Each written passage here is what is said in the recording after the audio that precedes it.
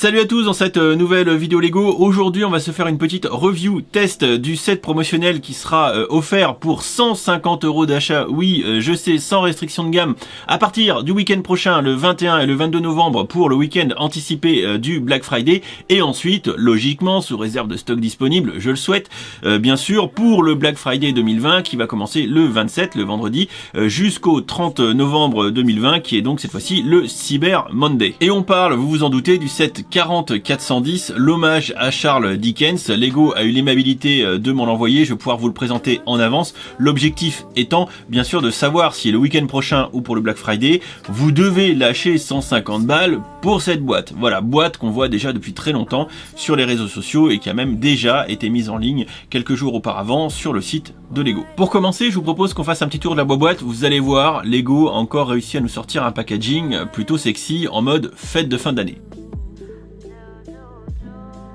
Voici d'un petit peu plus près la boîte censée rendre hommage à Charles Dickens et à son œuvre la plus emblématique, A Christmas Carol in English, ou un conte de Noël en français. On remarquera d'ailleurs le petit sceau en cire en haut à droite de la boîte avec le portrait de l'auteur. On a un avant-goût de la petite scénette qu'on va pouvoir construire dès la face avant de la boîte. Et juste ici, dans le coin inférieur droit, on a peut-être même une petite fonctionnalité intéressante dans le livre. Sur le dessus de la boîte, on appréciera la déco avec le petit pot d'encre, la plume et les caractères qui en sortent en mode doré. C'est très joli et ça a évidemment une connotation littéraire. Pour ce qui est de nous donner l'échelle du contenu de la boîte, eh bien on a le personnage principal de Scrooge qui est ici avec son haut de forme de toute beauté. L'arrière de la boîte met également en valeur Scrooge qu'on voit ici en gros plan, ainsi que deux petites scénettes issues du montage de notre boîte. Maintenant qu'on a vu la couverture de notre livre, je vous propose qu'on passe rapido à l'unboxing avant d'attaquer évidemment la partie review de cette boîte pour voir un petit peu ce qu'elle contient en vraie brique et pas uniquement en photo. Côté contenu, on a 4 sachets non numérotés, accompagnés d'une notice qui est arrivée complètement vrillée dans mon cas, et pareil pour la planche de stickers. Alors pour la planche de stickers, c'est dommage parce qu'ils sont bien abîmés et on voit que les stickers verts qui vont être sur la tranche du bouquin sont déjà à moitié décollés, et ça franchement c'est pas globe du tout. Le tour de la boîte c'est fait, l'unboxing c'est fait, je vais passer au montage. J'aurais aimé vous le faire en stream mais vous comprenez que je peux pas, c'est très con. Donc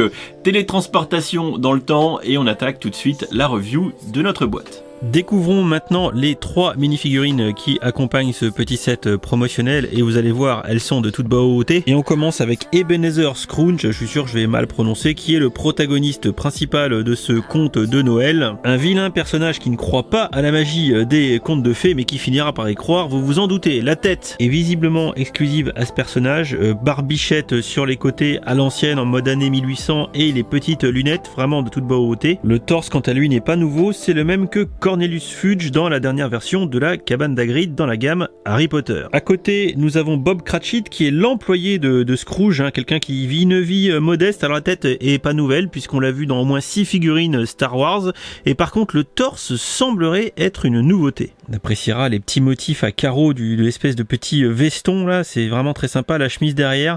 Bref, c'est franchement très classe. On termine par Tim Cratchit, le fils de Bob, bien évidemment. On l'appelle aussi Tiny Tim parce qu'il est petit, tout chétif, il a pas assez à manger le pauvre garçon. Si on enlève les cheveux et l'écharpe pour mieux voir la figurine, alors tout d'abord le torse n'est pas nouveau puisqu'on l'a vu au moins 2 fois dans la gamme Harry Potter 2018 dans le Whomping Willow et 2020 dans le For Private Drive. Il s'agit du haut porté par Ron Weasley. Voilà, donc on aime la gamme Harry Potter dans ce petit set promo, et la tête semblerait être nouvelle même si cette version là je suis quasiment sûr de l'avoir déjà vue. Et par contre côté face arrière c'est pas certain puisque là on a une tête un peu triste, surtout avec de l'espèce de boue sur le visage. C'est vraiment très bien fait, c'est très joli, les impressions sont belles et ça renforce un petit peu le côté misérable, on va dire ça comme ça. Le set une fois monté permet de recréer la maison des Cratchit, maison qui repose finalement sur un exemplaire du livre de Charles Dickens. On a donc un exemplaire en brick build du bouquin qui va faire le socle, bien évidemment, une barre d'acier de stickers pour du coup faire un peu la reliure, le titre, l'auteur, etc. du livre,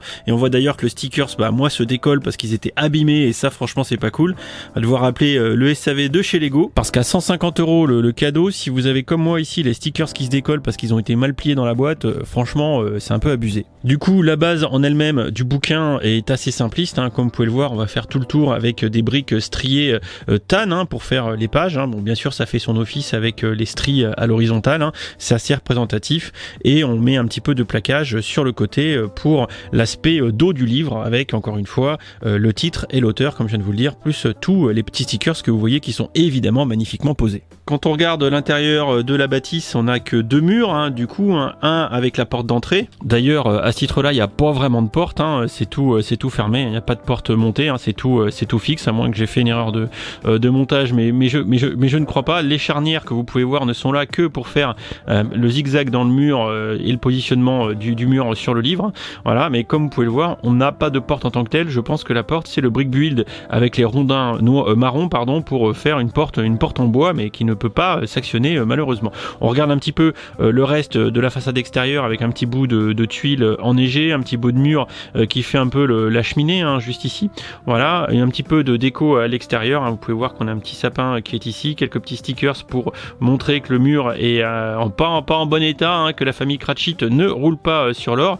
Détail qu'on peut également du coup retrouver à l'intérieur, hein. Vous pouvez voir aussi les stickers avec les pierres qui sont un peu apparentes derrière le papier peint. Et pour terminer cette petite vue rapide, on retrouvera au-dessus de l'âtre de la cheminée un beau tableau avec un stickers, également petite déco de Noël avec les bougies. On a aussi un petit sapin et 4 tildes 2x4 sur lesquels on a des stickers pour faire le plancher en bois, qui encore une fois, vous pouvez le constater, sont magnifiquement posés. On terminera la partie review avec la seule petite feature de ce set, c'est qu'en fait on a un mini tiroir qui est planqué dans le bouquin, voilà, qui nous permet donc de pouvoir ranger des choses. Voilà, ça glisse bien, ça se monte bien, c'est plutôt beau gosse, et je pense que ça fera plaisir aux fans de Lego qui aiment bien les petits goodies où il y a une petite fonctionnalité un peu cachée.